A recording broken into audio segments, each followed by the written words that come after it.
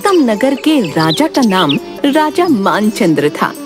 इस नगर के राजा मानचंद्र बहुत ही मूर्ख थे। उसके राज्य में सभी उसकी मूर्खता भरे कारनामों से परेशान रहते थे। उसी राज्य का एक पड़ोसी राज्य था गौतम नगर। वहाँ पर 4 दोस्त जग्गी, कालू, चंदू और गोलू रहते थे। एक दिन 4 दोस्त जग्गी, कालू, चंदू और गोलू सैर पर निकलते हैं और रास्ता भटक जाते हैं। अरे भाइयों, ये कौन सी सैर पर निकले हैं? रास्ता ही नहीं खत्म हो रहा। चंदू से पूछना, यही तो हमें बड़ा वाला पहाड़ दिखाने लाया था, अब पता नहीं कहाँ लेकर आ गया है। अरे दोस्तों, गुस्सा क्यों होते हो? मैं हूं ना, तुम लोग परेशान मत हो। चलो आज नहीं तो कल हम वापस घर पहुंच ही जाएंगे। अरे भाई, ये क्या बोले जा रहा है तू? जेब में एक फूटी कौड़ी नहीं है, हम जाएंगे कहाँ? बस चलता जा, जहाँ भगवान ले जाए हम वहाँ पहुँच जाएंगे। मुझे नहीं जाना तेरे पीछे, तुझे जहाँ जाना है वहाँ जा, मैं खुद ही अपना रास्ता ढूंढ लूंगा।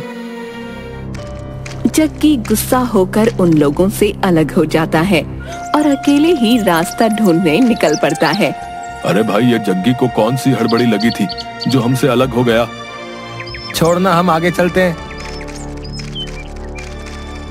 जग्गी आगे बढ़ ही रहा था, तभी एक जंगली कुत्ता उसके सामने आ जाता है। तू देख क्या रहा है? चल भाग यहाँ से।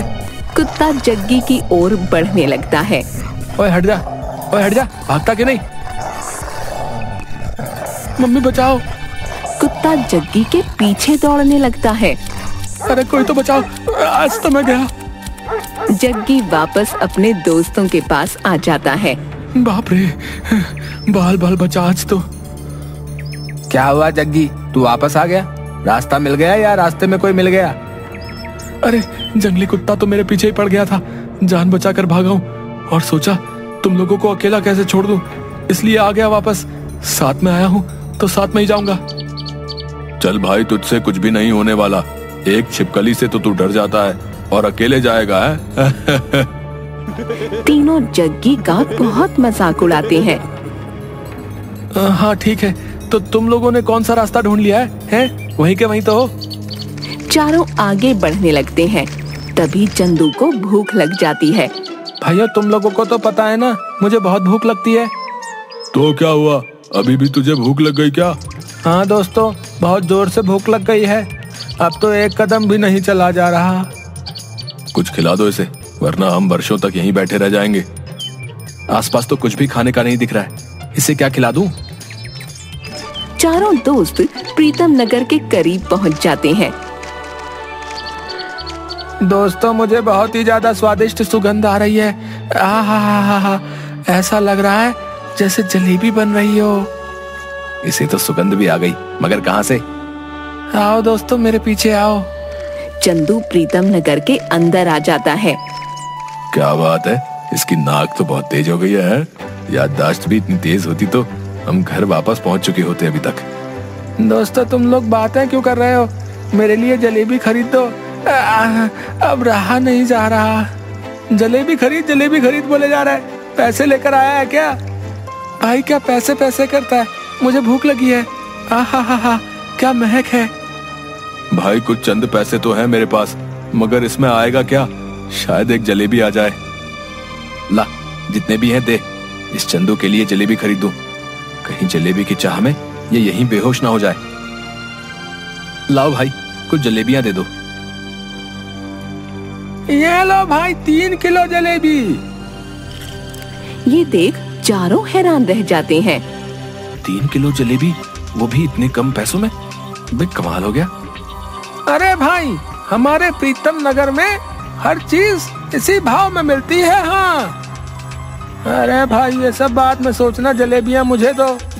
चंदू मजे से जलेबियां खाता है। अंत में कुछ जलेबियां बच जाती हैं। लो भाइयों, तुम लोग भी खा लो, मेरा पेट तो भर गया। वाह, बहुत बड़ी मेहरबानी कर दी आपने। आसपास के सभी दुकानों में दाम पूछने पर उन्हें पता चलता है इस नगर में बहुत सस्ते दामों पर सारा सामान मिलता है। अचानक से नाच गाने की आवाज आने लगती है। ये नाच गाने की आवाज कहाँ से आ रही है? चलो दोस्तों, चलकर देखते हैं। चारों दोस्त एक मेले में पहुंच जाते हैं। वाह क्या बात है, यहाँ तो बहुत ही खूबसूरत मेला लगा है। चारों दोस्त मेला घूमते हैं और खूब मजे करते हैं। दोस्तों, हम वापस घर जाएंगे या नहीं? जब तक रास्ता नहीं मिलता हमें यहीं इसी नगर में रहना होगा। हाँ दोस्तों, वैसे भी यहाँ किसी चीज की कोई कमी नहीं है, हम यहाँ रह सकते हैं। किसने बोला किसी भी चीज की कोई कमी नहीं है? हमारे पास एक भी पैसे नहीं है जिससे हम कुछ भी खरीद सकें। माना यहाँ सामान सस्ते हैं, मगर इसका मतलब ये तो नहीं कि ये मुफ्त में हमें सामान देंगे। वाह गोलू, जिंदगी में पहली बार तूने पते की बात की है। हमें पैसे कमाने होंगे। उसी नगर में रहकर वह पैसे कमाने लगते हैं और अपनी जरूरत के सभी सामान खरीदने लगते हैं। इस नगर में कुछ तो अलग लग रहा है जो बाकियों में नहीं। अरे भाई, यहाँ सब कुछ बढ़िया है, तुम ज्यादा मत सोचो। मुझे तो ये नगर बहुत ज्यादा पसंद आ गया। चारों दोस्त एक कुटिया बनाकर वहीं रहने लगते हैं। चलो दोस्तों, हम रास्ता ढूंढने जाते हैं, शायद रास्ता मिल जाए। क्या यार कालू, तुझे क्या समस्या हो रही है यहाँ रहने में? भाई कितनी खुशी खुशी तो रह रहे हैं हम। नहीं, मुझे तो वापस घर जाना है। तू ही रह यहाँ, सभी वापस रास्ता ढूंढने निकलते हैं। अरे दोस्तों, वापस चलो, वरना पता चला हम यहाँ रास्ता भी भूल जाएंगे और कहीं और पहुँच जाएंगे। हाँ चलो वापस चलते हैं। वह वापस प्रीतम नगर में आ जाते हैं। एक दिन कुछ लोग एक आदमी को पकड़कर अपने साथ ले जा रहे थे। आखिर इसे कहाँ ले जा रहे हैं? अरे, इसकी गाय ने पड़ोस वाले खेत को बर्बाद कर दिया था, इसीलिए राजा ने इस आदमी को मौत की सजा सुनाई है। इतनी छोटी बात के लिए मौत की सजा? और इसमें इस आदमी की क्या गलती? हाँ, यहाँ ऐसा ही होता है। कुछ दिनों बाद जग्गू और कालू को वापस घर पहुंचने का रास्ता मिल जाता है। चलो दोस्तों, जल्दी से इस नगर से निकल लेते हैं, हमें रास्ता मिल गया है। यहाँ रहना सही नहीं। मगर दोस्तों, यहाँ रहने में क्या दिक्कत है बताओ? यहाँ सब कुछ कितनी सस्ते दामों पर मिलता है और खाने का सामान तो पूछो ही मत। नहीं चंदू, हम तो यहाँ नहीं रहेंगे, तुम्हें रहना है तो रहो। तीनों दोस्त वापस घर जाने के लिए निकल जाते हैं, मगर चंदू वहीं रह जाता है। पता नहीं दोस्तों को किस बात की समस्या हो गई थी। मैं तो यहाँ बहुत खुशी से रह रहा हूँ और मैं तो यहीं रहूंगा, कोई रोक टोक करने वाला नहीं। चंदू बहुत मस्ती करता है, मेला घूमता है, ढेर सारा खाना पीना खाता है और मजे से रहता है। वाह क्या जिंदगी है, ऐसी ही जिंदगी मैं चाहता था।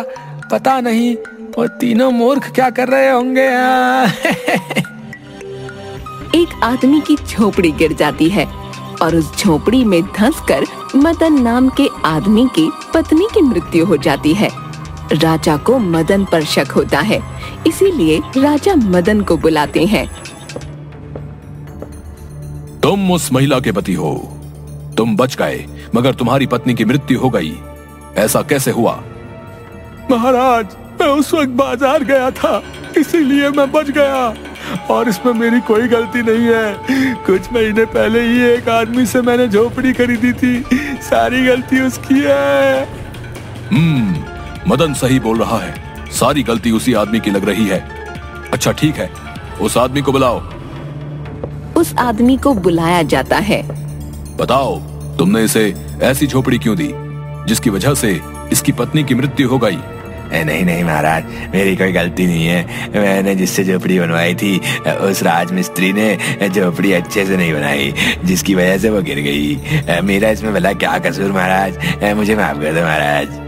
ठीक है, उस राजमिस्त्री को बुलाओ जिससे तुमने झोपड़ी बनवाई थी। उस राजमिस्त्री को बुलाया जाता है। बताओ, तुमने ऐसी झोपड़ी क्यों बनाई जिसकी वजह से मदन की पत्नी की मृत्यु हो गई? नहीं महाराज, ये गलती मेरी नहीं है। मैंने तो लकड़हारे से लकड़ियां खरीदकर झोपड़ी बनाई थी। ये सारी गलती उस लकड़हारे की है, उसने मुझे सही लकड़ियां नहीं दी। गलती तो सच में लकड़हारे की है। तुमने लकड़ियां किससे खरीदी थी? बुलाओ उसे, जल्दी बुलाओ। उस आदमी ने चंदू से लकड़ियां खरीदी थीं, इसलिए चंदू को बुलाया जाता है। इसने तुमसे लकड़ियां खरीदी थी, इसलिए तुम्हारी वजह से मदन की पत्नी की मृत्यु हुई है। अब तुम्हें फांसी की सजा होगी। महाराज, इसमें मेरी क्या गलती? मैंने कुछ भी नहीं किया है। चंदू के दोस्तों को चंदू की चिंता होने लगती है, इसीलिए वह चंदू को वापस ले जाने प्रीतम नगर आते हैं। तब उन्हें पता चलता है कि चंदू को राज दरबार में बुलाया गया है और उसे फांसी की सजा मिलने वाली है। हे भगवान, ये क्या हो गया? चलो हमें जल्दी चलकर चंदू की जान बचानी होगी। अरे जग्गी, हम चंदू की जान कैसे बचा पाएंगे? कहीं वो हमें भी फांसी की सजा ना सुना दे। अरे दोस्तों, मेरे पास एक तरकीब है। जग्गी एक साधु का भेष ले लेता है और कालू गोलू साधु के चेले का भेष ले लेते हैं। आओ शिष्य, मेरे पीछे पीछे आओ, बम बम भोले। तीनों राज दरबार में आते हैं। प्रणाम साधु महाराज, आप यहाँ? हाँ, यहाँ से गुजर रहा था तो सोचा आपसे मिलता चलूं। जी जरूर आइए, बैठिए। अभी आप लोगों के लिए खाने पीने का बंदोबस्त करवाता हूँ। जी महाराज, मगर आप इतनी जल्दी में क्यों लग रहे हैं? दरअसल मुझे एक दोषी को फांसी दिलवाने जाना है, मगर आप लोगों को ऐसे छोड़कर कैसे जाऊं? अरे नहीं नहीं महाराज, कोई बात नहीं, आप जा सकते हैं। हम तब तक इंतजार करेंगे। वैसे बात क्या है? राजा मानचंद्र साधु को पूरी बात बताते हैं।